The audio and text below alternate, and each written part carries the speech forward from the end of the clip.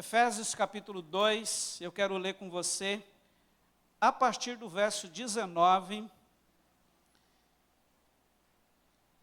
Efésios capítulo 2, a partir do verso 19, as Sagradas Escrituras dizem assim: Assim, já não sois estrangeiros e peregrinos, mas concidadãos dos santos, e sois da família de Deus, edificados sobre o fundamento dos apóstolos e profetas, sendo Ele mesmo, Cristo Jesus, a pedra angular, no qual todo o edifício bem ajustado cresce para santuário dedicado ao Senhor, no qual também vós juntamente estáis sendo edificados para a habitação de Deus no Espírito. Você pode dizer amém? Queridos, eu quero nesta noite ou nesta oportunidade falar com você exatamente sobre uma frase que está nesse texto. Paulo, escrevendo aos Efésios, ele diz aqui que nós somos da família de Deus. Quem faz parte dessa família aqui? Só esses? Quem faz parte da família de Deus aqui? Amém? E Paulo começa dizendo para um povo, gentil, que eles não eram mais forasteiros nem estrangeiros ou peregrinos, mas que agora, uma vez que já estavam em Cristo, eles eram concidadãos dos santos. Sabe o que é isso? Todos agora tinham uma cidadania celestial. E essa, queridos, é a verdade acerca da minha e da sua vida. Porque nós também somos povo gentil. Então, a partir daquele momento que você encontrou com Jesus, você foi feito um concidadão dos santos. A sua cidadania passou a ser uma cidadania celestial. E todos esses que estão aqui nesta noite, que já fizeram isso e têm essa convicção, se enquadram perfeitamente na mensagem que Paulo escreve aqui aos Efésios. E ele diz que agora, como família de Deus, nós estamos sendo edificados sobre o fundamento dos apóstolos, profetas, e Cristo é essa pedra, ou o principal fundamento, a pedra angular, como ele chama aqui. Ele continua dizendo que é importante que esse edifício esteja bem ajustado, como santuário dedicado ao Senhor, e juntamente edificados para a habitação de Deus no Espírito. Amém? É interessante quando a gente pensa sobre isso, e lembra de João 3,16, quando nós temos o registro das Sagradas Escrituras que nos diz o quê? Diz assim: Deus amou o mundo de tal maneira que deu o seu Filho unigênito para que todo aquele que nele crê não pereça, mas tenha a vida eterna. E algo que é sempre bom nos atentarmos neste texto de João é que o Filho que foi dado é o Filho unigênito. Ou seja, Deus deu o seu único Filho para que todos aqueles que viessem a crer nele, em Jesus, fossem também feitos seus filhos. E a gente vê isso com muita clareza no capítulo 1, no versículo 12 de João, quando o próprio diz assim: mas a todos quantos o receberam, receberam quem? Jesus. Deu-lhes o poder de serem feitos filhos de Deus.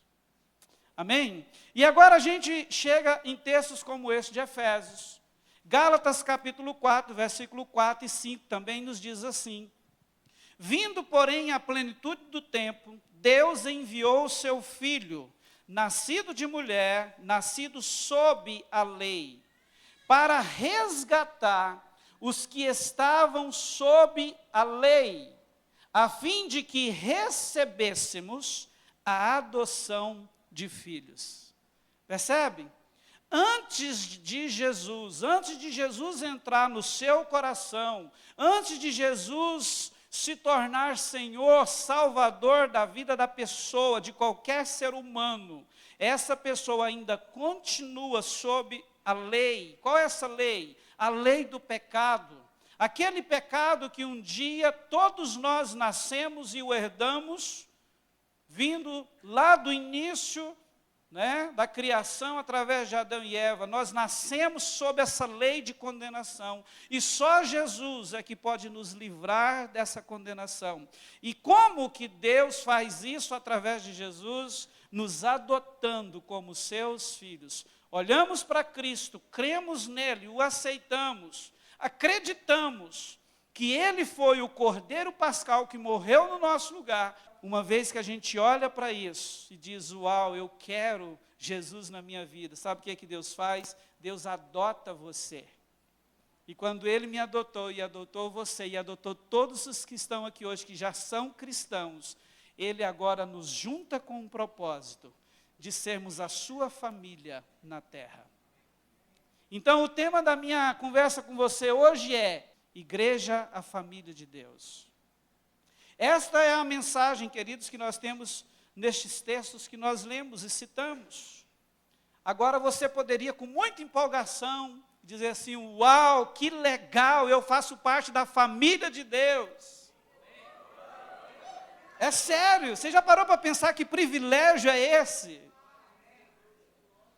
Isso não merece um uau, assim, daquele que o seu diafragma quase explode de tanta empolgação. Percebe que eu estou falando de algo que mudou a minha e a sua história. Queridos, Paulo começa dizendo assim, ei, agora você não é mais um estrangeiro, um peregrino, ou seja, você não é alguém largado na existência. Você faz parte da família de Deus. Queridos, isso é algo que precisa mexer conosco, porque não tinha nada mais importante que poderia acontecer na nossa vida do que Jesus entrar, nos salvar, e com isso Deus nos adotar e poder olhar para nós e dizer assim, agora você é meu filho, agora você é minha filha.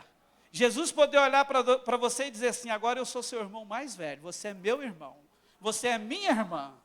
Já parou para pensar que privilégio é esse? Então é sobre isso que eu quero caminhar um pouquinho com você. E é importante também, diante de tudo isso, a gente pensar que esse entendimento, que nós não somos mais estrangeiros e peregrinos. Uma vez que Jesus entrou na nossa vida, nós somos adotados, agora nós somos a família de Deus. É bom pensar, dentro desse entendimento, queridos, que nós precisamos agora dar valor a essa verdade.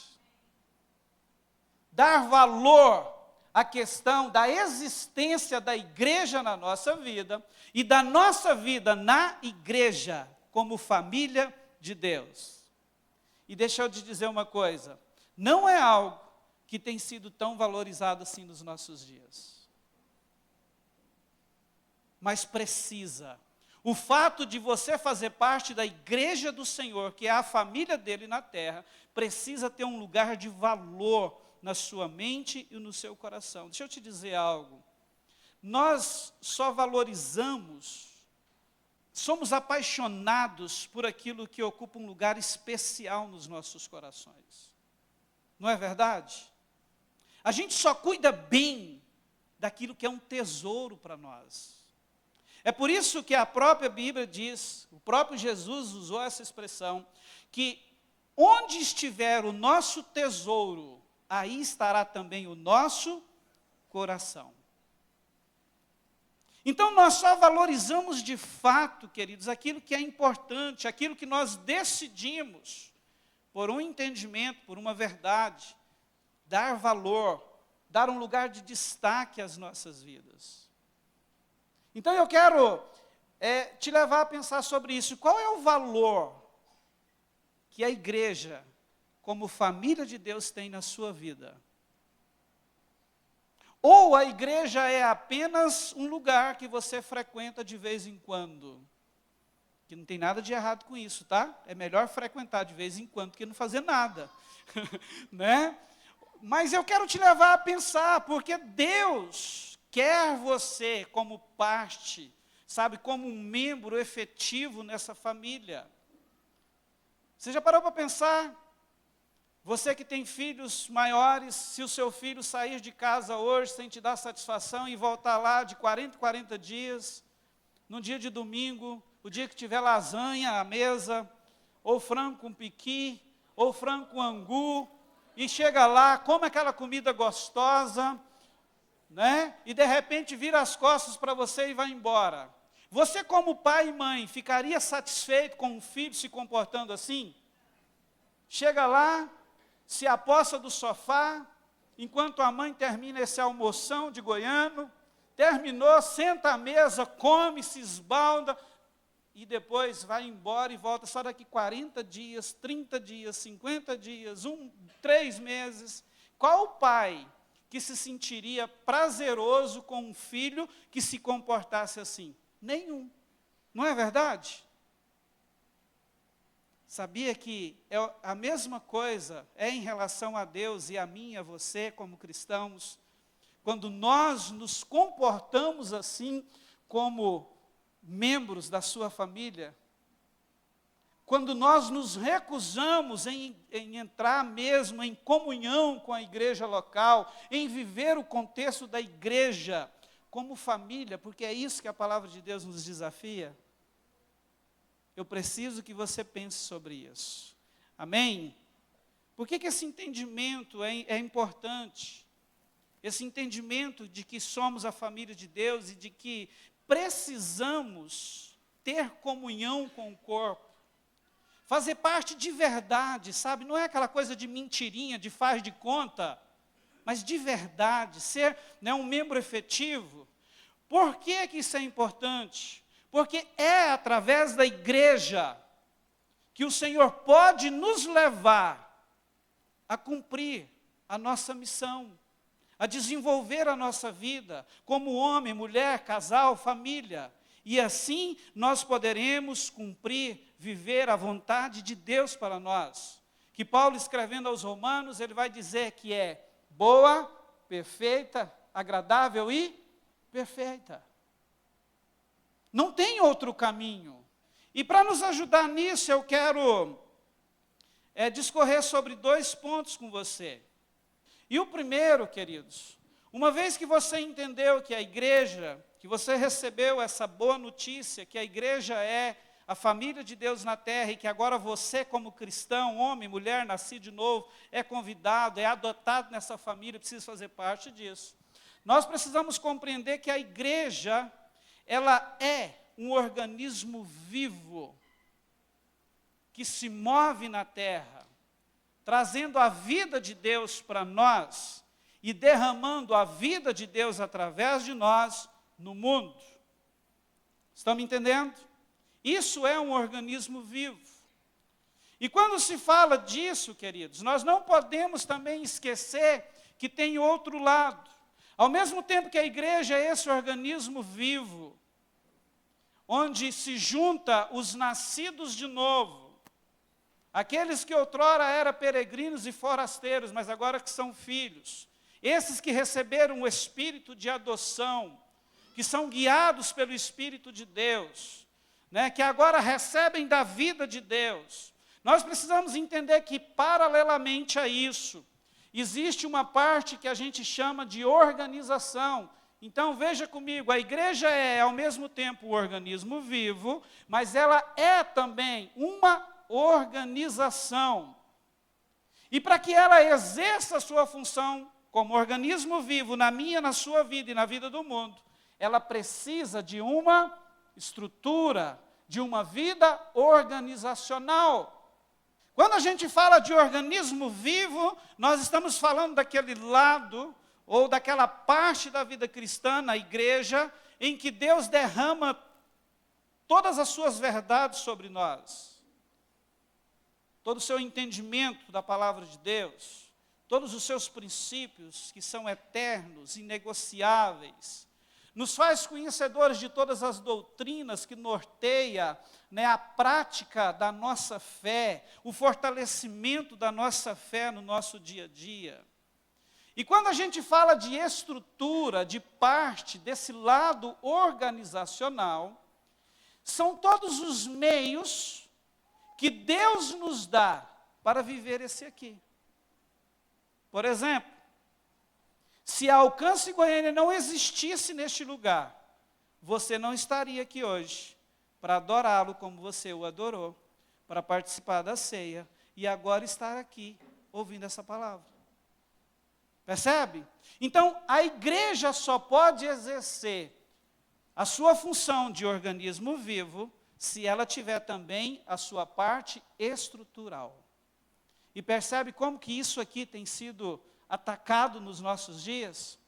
Porque corre-se uma ideia de que, para fazer parte da igreja, que é um organismo vivo, eu não preciso fazer parte de uma igreja local. Você já ouviu isso por aí? Mas isso não condiz com a verdade do Evangelho. É só você ler João capítulo 15, quando Jesus fala sobre isso usando exatamente a figura da videira, né? Ele retrata ali exatamente essa questão do organismo vivo, que é a videira desenvolvendo os seus ramos, os seus galhos, que precisa de um giral para que ela continue crescendo e se desenvolvendo. O giral ali fala exatamente da parte de organização, a estrutura, as estratégias que se usa aqui, para que eu e você, para que nós como igreja possamos viver os princípios, todas as doutrinas, tudo aquilo que de revelação Deus tem trazido ao nosso coração. Estão comigo? Amém? Então, se você tem sido bombardeado por essa ideia de que você pode ser igreja, um organismo vivo, manifestar a vida de Deus na terra sem fazer parte de uma igreja local, deixa eu te dizer, refute hoje esse ensino errado da sua mente e do seu coração, que é impossível. Você pode até continuar sendo filho, mas um filho que não vive a vontade do Pai. Lembra do filho pródigo? Muita gente hoje, por se rebelar contra ensinos como esse, estão comendo alfarrobas por aí, porque não querem se submeter à vontade de Deus para a sua vida. Dentro disso, eu gostaria, de falar para você um pouquinho sobre a nossa estrutura. E eu quero pegar apenas um ponto aqui, queridos. Quando a gente fala de estrutura, olha como é bom ter um lugar como esse, para a gente vir, se alegrar juntos, cear como família. Não é bom isso? Sim ou não? Irmão, vocês estão muito tímidos. Sim ou não? Sabe o que eu fico muitas vezes imaginando? As nossas estruturas hoje, elas estão ficando tão boas, que muitas vezes deixa a gente, até assim, bem distante da realidade de boa parte do mundo. Algum tempo atrás a gente gosta muito de acompanhar os movimentos missionários, até mesmo porque eu e a minha linda esposa amamos missões. E olhando alguns trabalhos, queridos, algumas igrejas que funcionam em povoados no continente africano. Esses dias eu me deparei com a realidade de uma igreja local. Lá não tem ar-condicionado, As paredes são de folhas cobertas de barro, um cômodo pequenininho, e os bancos para sentar eram pedaços de madeiras que colocavam em cima um do outro para os irmãos sentar. E vendo ali as imagens das reuniões que acontecem naquela igreja, irmãos, é motivo para a gente morrer de vergonha. Sabia? Porque mesmo nessa condição estrutural tão precária, os irmãos estão ali apaixonados pela sua igreja, dando a vida pelaquela comunidade local. Não perdem reunião lotadas e nos cultos, irmãos. Deixa eu dizer uma coisa, o nosso louvor é bênção, mas os louvores lá não é igual esse nosso aqui não. Ele sai dançando no meio do povo, vem aqui para frente, sabe? A alegria que aquele povo tem, irmãos, de fazer parte da família de Deus é algo é algo extraordinário. E isso a gente conhece, não é só por vídeos, não, nós estivemos lá. A gente viu, sentiu um pouquinho dessa realidade numa parte da África. Você chega em povoado onde não tem saneamento, não tem nada. E de repente você chega numa igreja que é feita de zinco. Pensa, um negócio coberto de zinco por lado e por cima, com 30 graus. Aqui, olha só, eu estou sentindo calor.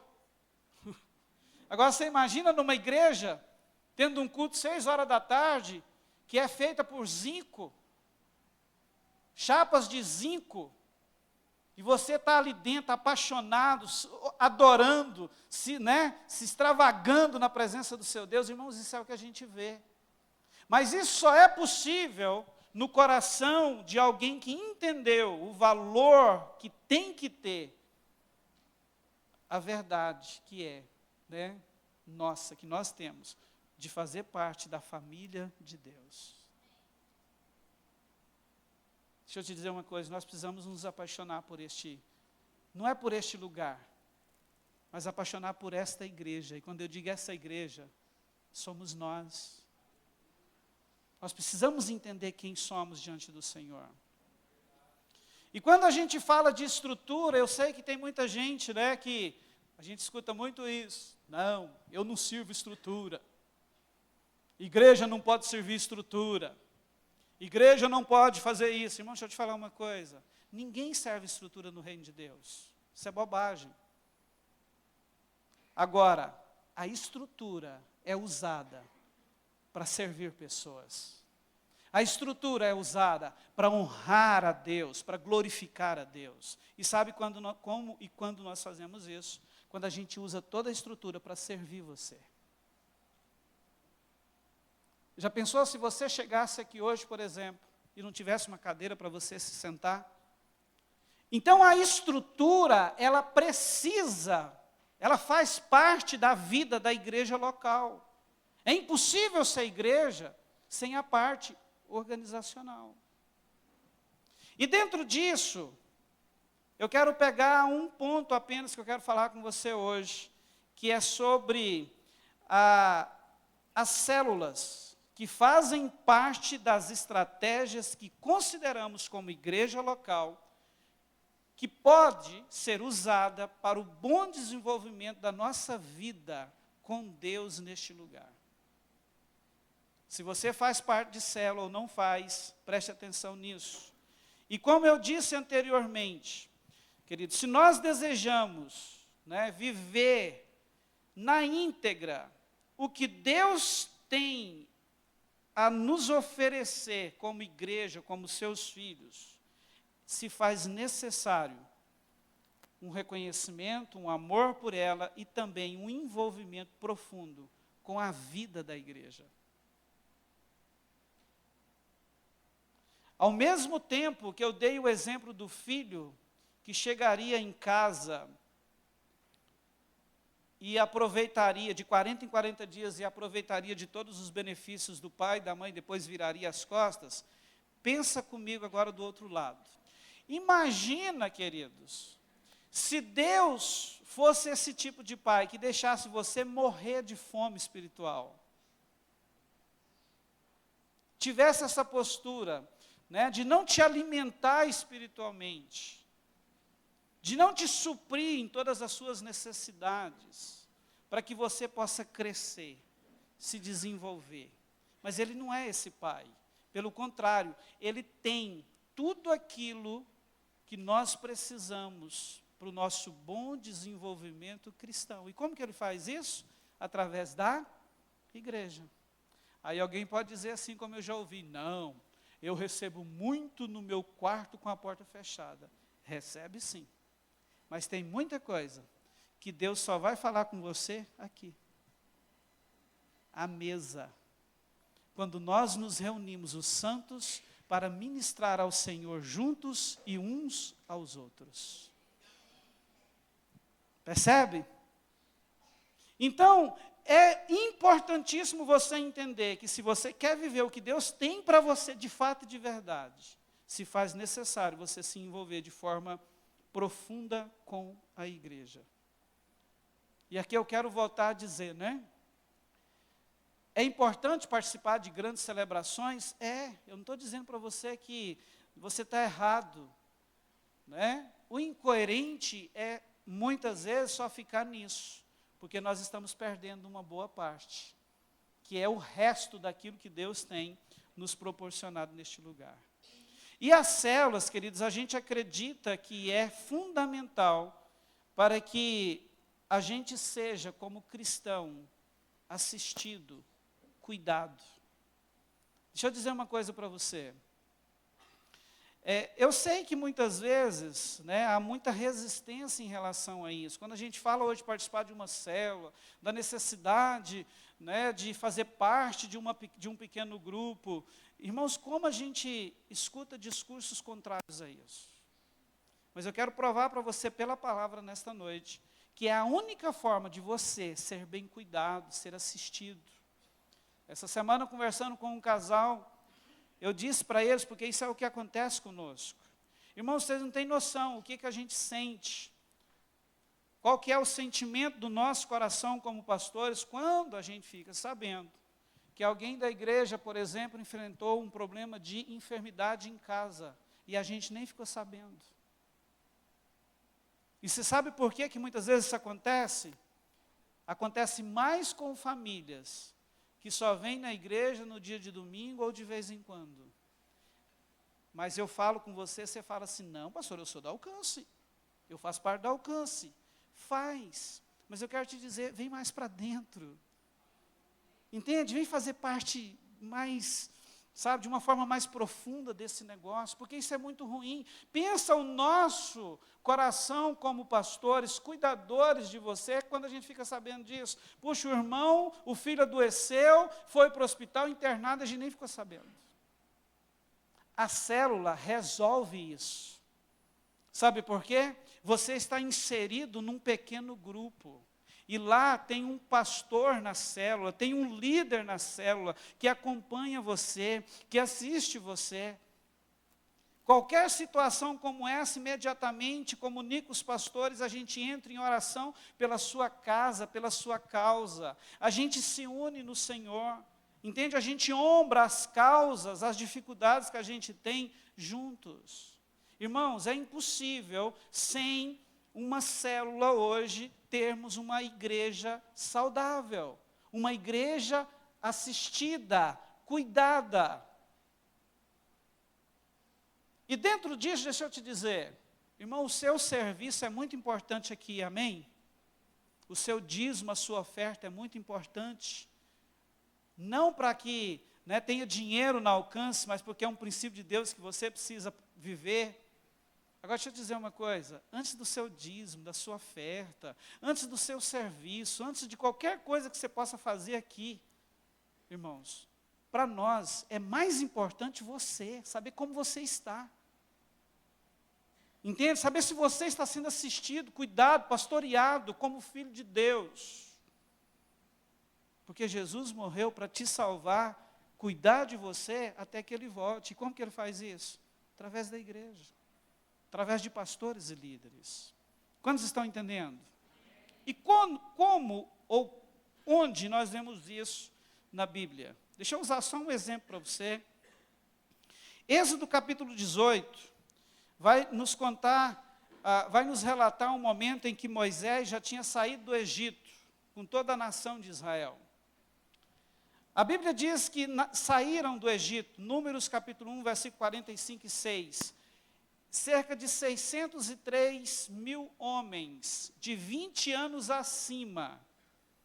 O censo só contabilizava homens já feitos, preparados para a guerra. A Bíblia diz que o censo, então, registra 603 mil homens. Então, por baixo, Moisés saiu do Egito com mais ou menos 2 milhões de pessoas. No capítulo 18 de Êxodo, ele já estava no deserto, na sua jornada, com aquela multidãozinha, do tamanho ou maior do que Goiânia, pensa? Mais ou menos o tamanho de Goiânia.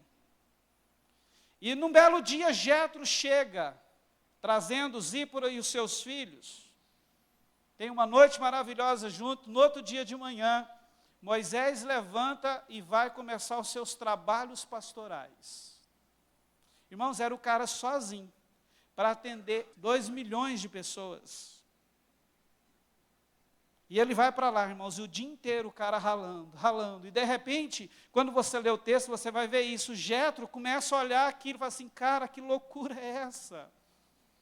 De repente ele chega em Moisés e diz assim, Moisés, o que você está fazendo, cara? Você vai morrer de trabalhar e não vai dar conta de resolver tudo.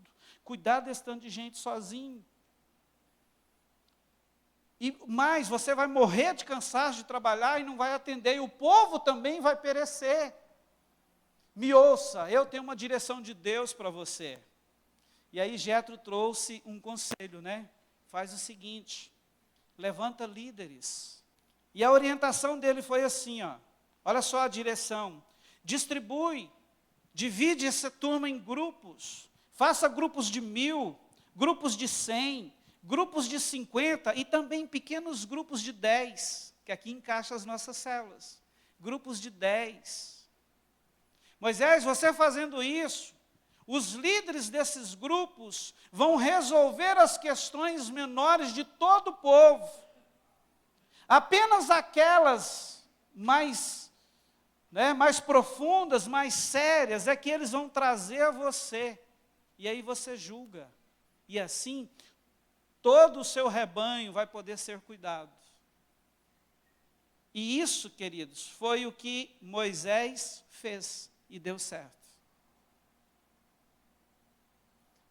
Você consegue concordar comigo que era impossível mesmo, que Jetro estava certo mesmo, que Moisés não dava conta de cuidar daquele tanto de gente sozinho?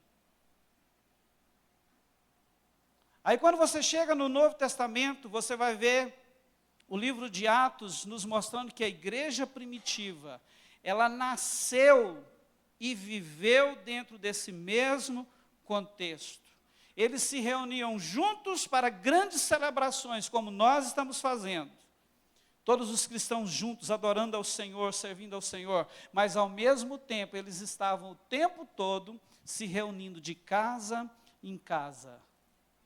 Vivendo em comunhão uns com os outros. Aliás, em muitas epístolas, vemos menções dos apóstolos sobre as igrejas, nos dizendo que este era o estilo de vida das igrejas que nasceram nas nações, nas regiões gentílicas.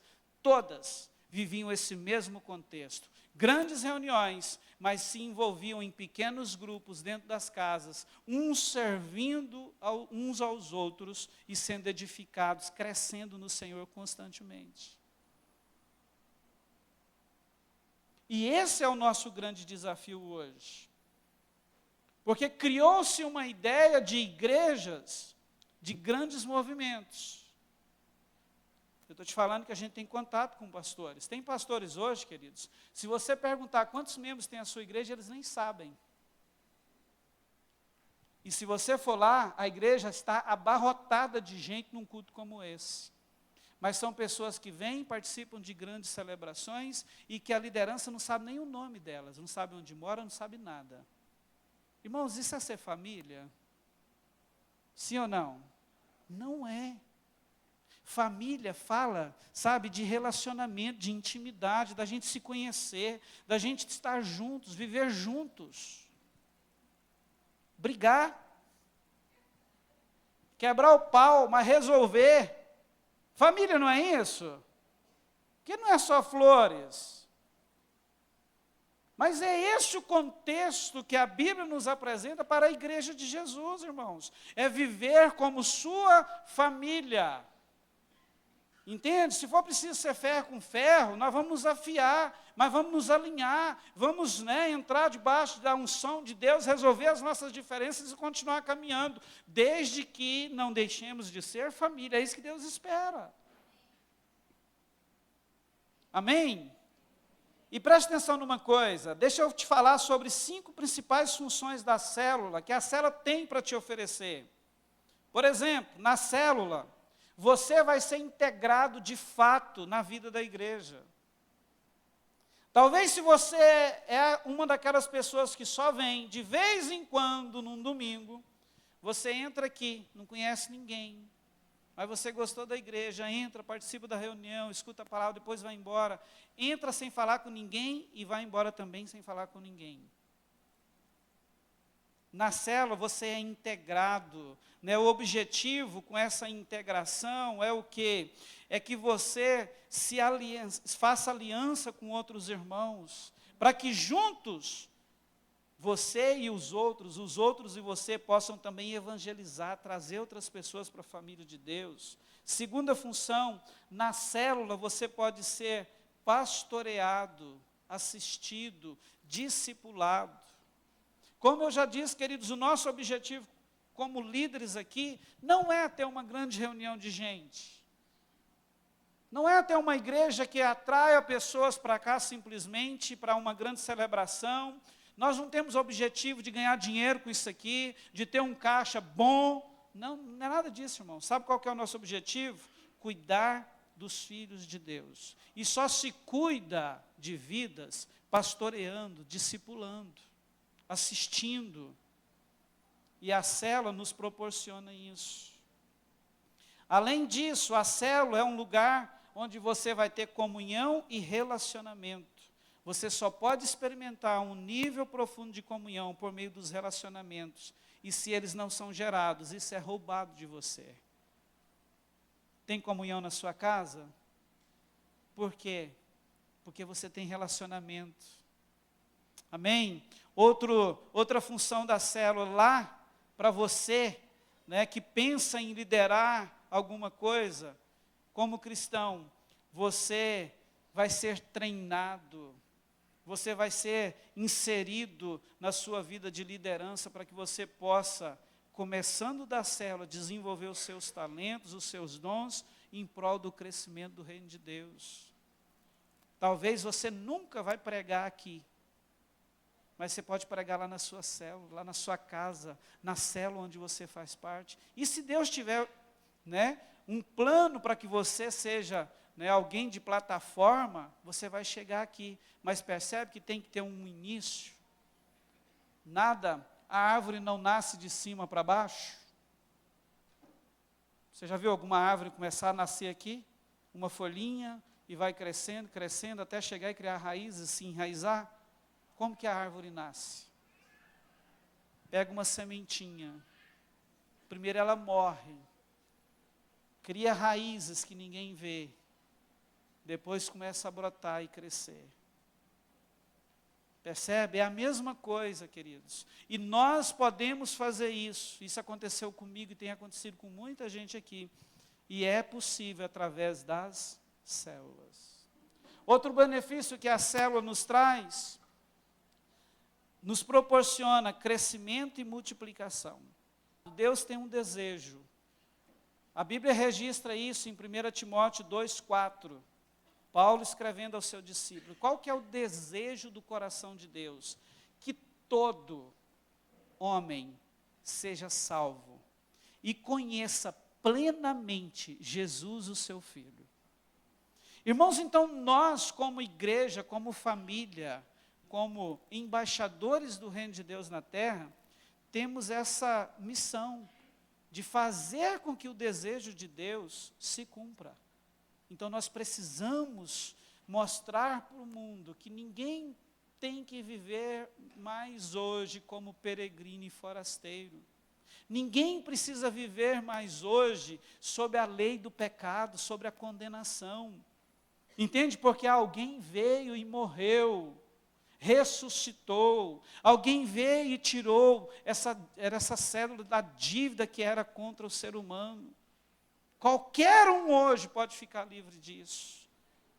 Percebe? E nós podemos fazer com que isso aconteça de uma forma, né, maravilhosa através das células, através, né, dos pequenos grupos, que é uma estratégia onde a igreja vai manifestar como organismo vivo na cidade durante a semana o tempo todo, olha só, quarta, quinta e sexta, Alcance Goiânia sendo organismo vivo em vários pontos da cidade, manifestando a vida de Deus, trazendo crescimento e multiplicação. Amém? E preste atenção, além de todos estes benefícios, sabe o que é que a célula nos proporciona? Aquela verdadeira condição, aquela satisfação de olharmos para nós, todos os dias dizer assim, nós estamos no caminho certo. Irmãos, eu amo quando eu leio Atos 2, porque Atos 2 vai nos dizer que esse era o estilo da igreja. Eles viviam assim. E no versículo 42, vai dizer que dia após dia, Deus ia acrescentando à igreja aqueles que iam sendo salvos. É tão bom quando a gente olha para a nossa família, agora falando da nossa família mesmo, e vê que os nossos filhos estão crescendo, né? Crescem, terminam o ensino médio, depois já começa a fazer uma faculdade, começa a trabalhar, começa a ter a sua vida. Não é bom isso? Queridos, a mesma coisa precisa acontecer aqui, como família de Deus. Nós não fomos inseridos nessa família para ficarmos estagnados a vida inteira, né, sem crescimento, né, sem ter essa sensação de que o nosso dever como filhos, como cristãos, como igreja, está acontecendo. Então, o meu desafio para você hoje é, pense, como que é isso hoje na sua vida? Você realmente faz parte de uma igreja como a Bíblia diz que nós temos que fazer? Como eu disse, não deixa isso também, né, criar barreira, assim, se não está bom eu ir lá de domingo, eu não vou mais. Não, é melhor você vir só de domingo. Ou de 40 em 40 dias. Se você é uma dessas pessoas, não deixa de fazer isso não. Mas eu, como pastor, preciso te dizer, Deus tem mais para você. Deus tem mais para você. Entende? Deus tem muito mais para nós. Jesus disse que o que Ele veio trazer é uma vida qualquer. Não, Ele diz assim, eu vim para que tenham vida e a tenham em abundância.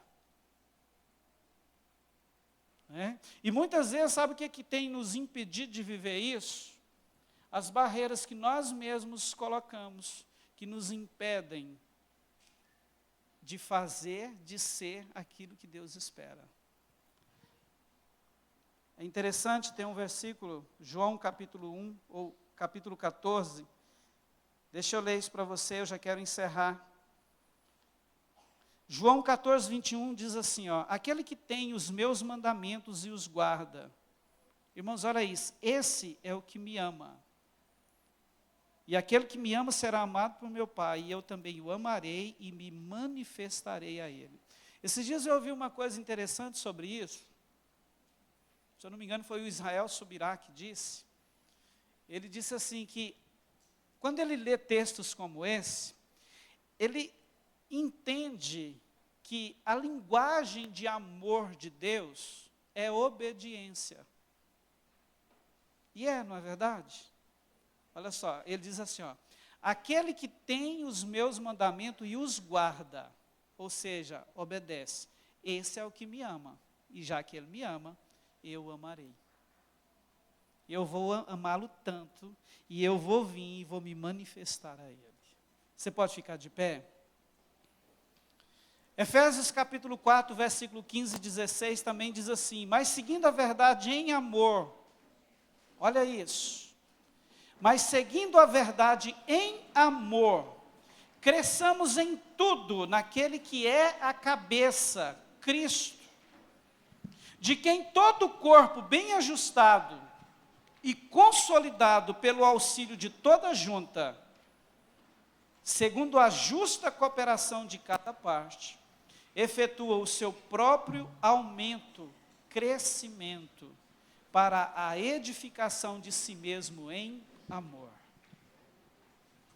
Você consegue entender nesta noite que você é filho, não mais peregrino? Você pode fechar os teus olhos? Você consegue ver, queridos, a seriedade dessas verdades hoje?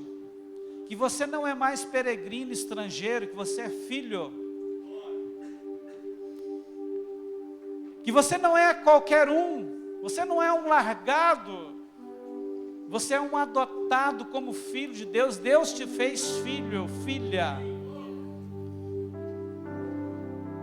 E juntou comigo, com esse irmão que está do seu lado, e nos fez família dele, para viver o melhor que Ele tem para nós nessa terra, até chegar aquele dia que estaremos com Ele na glória. Você consegue entender isso? Sabe qual é a minha oração agora por ti, por mim, por nós? É que o Espírito Santo faça com que essas simples palavras encontrem um lugar no nosso coração. Sim, Espírito Santo. E se você deseja isso, eu gostaria de incentivar você a pelo menos colocar a mão sobre o seu coração e orar ao Senhor agora. Talvez por falta de entendimento ou por não querer mesmo, muitos aqui não têm se doado, não têm decidido fazer parte dessa família como Deus espera. Mas este é um momento onde nós podemos, queridos, dizer para Deus que nós desejamos uma mudança. Dizer para Ele que nós não queremos mais apenas viver de momentos ou experimentar migalhas, sendo que Ele tem um banquete. Nós não queremos apenas nos comportar como filhos e membros de uma família em alguns momentos, mas nós queremos ser família. Hoje eu e você podemos afirmar, podemos chegar diante do Senhor e assumir esse compromisso de forma diferente hoje. E eu quero desafiar você a orar agora. A minha oração é para que o Espírito Santo te convença dessa verdade, te convença dessa necessidade. Ah, Espírito Santo, vem sobre nós. Oh Deus, eu oro agora para que a Tua unção venha e quebre todo jugo de ensinos errados, de mentiras. Oh Deus, tudo aquilo que falta de entendimento, oh Deus, da Tua palavra, acerca dessa verdade que é algo extraordinário para nós. Senhor, nós não somos mais forasteiros, nós não somos peregrinos. Nós fomos salvos, e uma vez salvos, adotados como teus filhos, agora somos tua família. Deus, que notícia boa é essa, que verdade maravilhosa é essa, Senhor. E que a essência disso entre em nós, ao ponto de nos reanimar, de nos avivar, ó Deus, neste lugar, para que possamos a partir de então viver na íntegra aquilo que o Senhor tem reservado para nós como a tua família, a tua igreja local neste lugar. Em nome de Jesus, Espírito Santo, visita agora cada mente, cada coração, e que este momento seja um momento de decisão, de alinhamento, de propósitos, de existência na tua presença, Pai. Em nome de Jesus. Obrigado, Deus. Obrigado, Senhor. Como é bom saber que somos teus filhos, como é bom saber que o Senhor olhou para nós e nos fez tua família, e nos convida o tempo todo para estar à mesa contigo, para sermos alimentados, edificados e preparados, ó Deus, para todas as batalhas, para tudo aquilo que nós ainda iremos enfrentar aqui, até aquele grande dia, aleluia, que o Senhor virá buscar a tua família, a tua igreja, em nome de Jesus, em nome de Jesus.